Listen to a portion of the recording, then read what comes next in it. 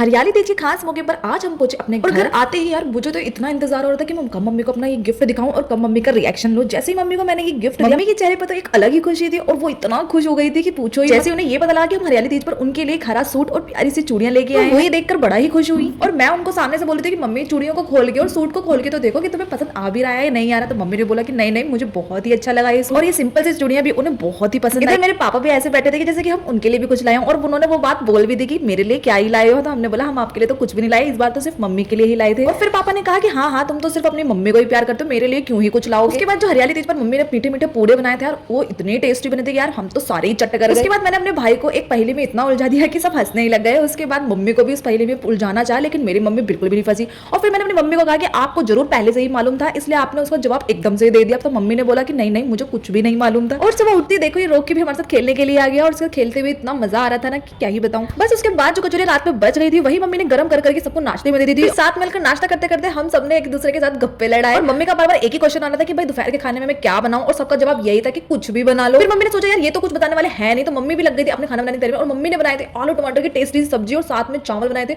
और रोटियां भी बनाई थी। बस दिन का एंड हुआ चटपटी चाउमीन और गर्मा गर्म मोमोज के साथ। बस आज के लिए इतना ही, मिलते हैं नेक्स्ट वीडियो में। Good night.